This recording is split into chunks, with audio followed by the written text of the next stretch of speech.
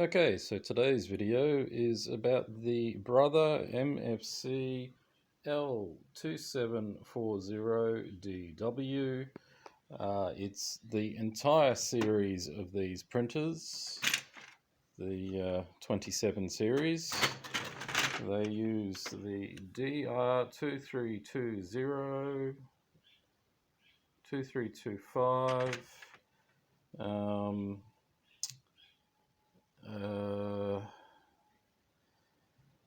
so this isn't even a genuine cartridge this customer is using. It's a Cartridge Planet, whatever, Cartridge World, whatever they call themselves. Wreck your printer, we call you. Let me just see if I can find another cartridge. Just bear with me a minute. Alright, here we go. Here's the other version, the common version of it, the 2703 DW. That's a corporate specific. The generic model, the L2700 DW. And this is the codes used around the world. America's TN660. Kind of ironic because Brother already has another TN660 from a different printer from 15 years ago. They've stupidly recycled their toner codes. 2320, 2345, 2350, 2370, 2380. Today's repair is all about the printer not turning on. It's becoming a bit of a plague, these problems, these machines not turning on, and it's all caused by one thing. Alright, so this printer, it's plugged into the socket. We push the power button and the machine refuses to turn on. It just does not turn on no matter what you try to do. So today's repair only applies if your printer has got the issue that's caused by the supercapacitor. On all Brother machines from this series forward, including their inkjet printers, they have a supercapacitor on the main motherboard, which keeps information in the memory of the machine of things like your Wi-Fi network password, your fax ID, your fax number, if you still do that. Yes, doctors and lawyers, that's you. You're the only two people that fax these days. So this is the supercapacitor that we're going to be changing.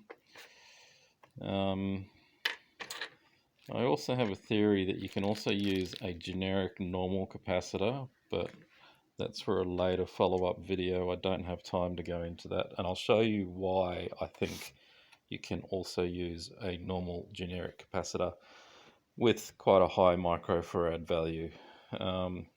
So if your machine's not turning on, but it will turn on if you do the reset mech. So we unplug the machine from the power socket. It's no longer plugged in. We push the power button. We hold the power button down for about 5, 6, 7, 8 seconds, and then we release the power button. What we then do is we then hold the power button in at the same time as we plug the power cord in. So let's see if we can do this. We will push the power button with this finger, and we will grab the power cord. So we're pushing it with one hand, we're plugging it in, and lo and behold, the machine turns on. If your machine doesn't do this, this repair will not fix your printer. I made the mistake in a previous video of not showing this method to get the machine running, and I got a barrage of emails from one particular guy that just annoyed the shit out of me. You know who you are. Oh, get me the capacitor, I need the capacitor. And I asked him to do this procedure. His machine still didn't turn on because the power supply that takes the 240 or 110 volts and turns it into 24, 5 and 12 volts was blowing up. So if your machine turns on, this repair will fix your printer. Now, you can also say to yourself, oh, well, my machine's working now. I don't need to do this repair. I just got to do this every time. Well, yeah, you can do it, but eventually, if you do it too many times, you can actually... I have come across two people where the machine, it basically kills the main board.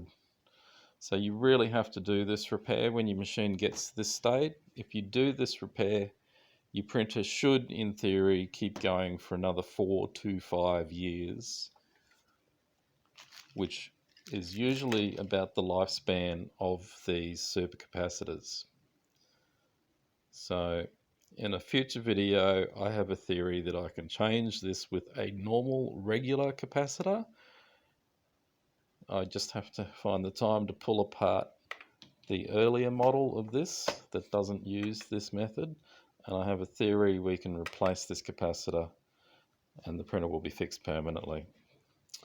So yeah, this is here to keep the information about your Wi-Fi network, your IP address, your DNS settings, if you've programmed the machine to scan to email, to keep all those settings in the memory of the machine when the machine is unplugged. So these will keep all that information in memory for probably about 6 months. Most people only turn their machine off when there's a power blackout or some sort of power interruption. And yep, so anyway, let's get into the repair. So first thing you do, unplug it. We do not want to be electrocuted. Next thing you do, plug in your soldering iron while you're waiting. And let your soldering iron heat up. This soldering iron I bought when I was 15 years of age. I'm now well over 45, and I have been using this soldering station my entire life. It came from a company in Australia called Dick Smith Electronics. The good old T2000, and this has served my entire career. It's been the best soldering iron I have ever owned. I've actually owned several other soldering stations during my almost 30 years career that I've been fixing this sort of equipment, electronic equipment. And of all the units I've owned, some I've ended up chucking out. This thing has lasted the very longest. I've had to buy a new heating element for it once. That was in the late 1990s. And now this is still working all this time later. That was before, of course, before Dick Smith got destroyed by Woolworths. I think it was Woolworths that bought them, but anyway, they wrecked them. Wrecked that company. So anyway, so we have to pull the paper tray out.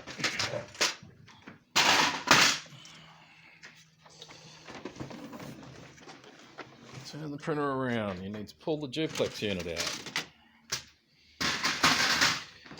You need to open, but you don't really need to remove this door. And then we need to remove that screw right there. There is only one screw that holds this entire cover on and clips. So undoing that screw.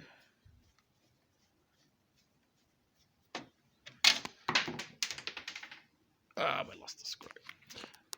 Secondly, we have to remove this sticker. I don't like this company one iota. This company, I like them in the fact that I get a lot of work from them because their cartridges have a habit of causing lots of problems with the printers.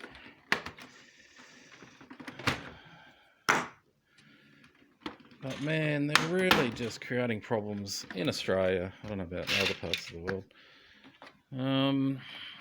We open this, pull this off.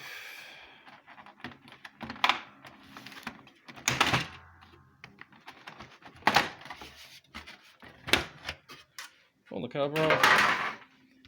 There's the supercapacitor right there. Now, I have a theory about this. I'll be testing this theory in the next couple of days or weeks, or whenever I can find some spare time. But in other models of printers, they have a symbol, the silk screening, so all this white writing. In other models of printers, I have seen a silk screened logo, the same logo that they use for these surface mount capacitors. So if you see here the white sort of square,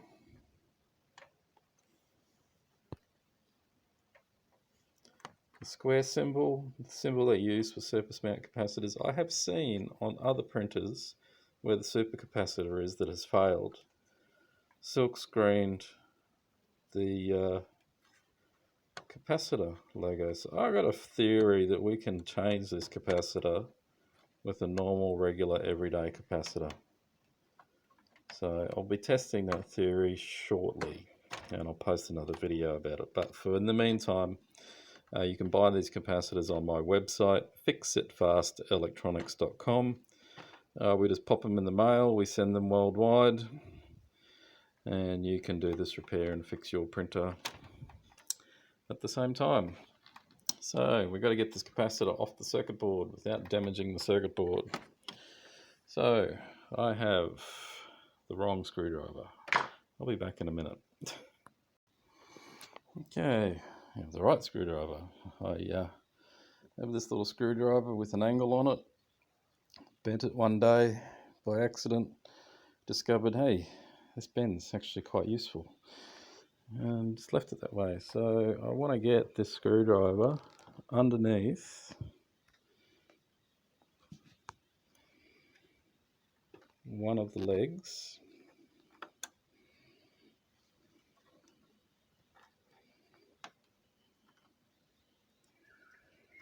And we just want to pry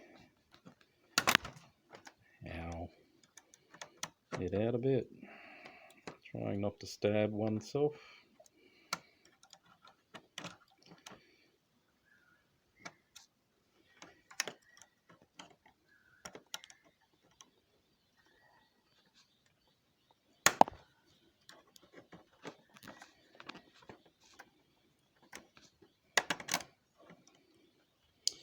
Let's pry it out just enough.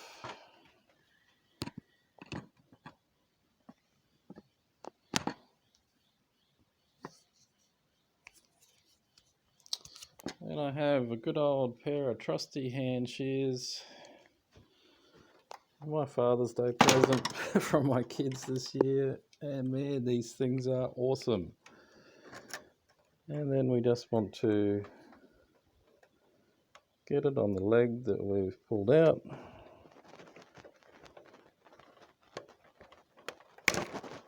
And give it a snip.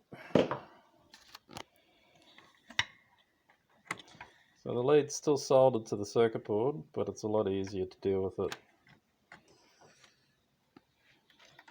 Then we just want to get the other side and do the same, give it a bit of a clearance.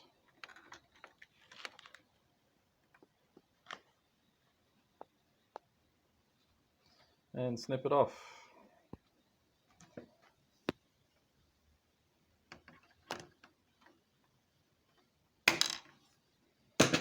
Gone.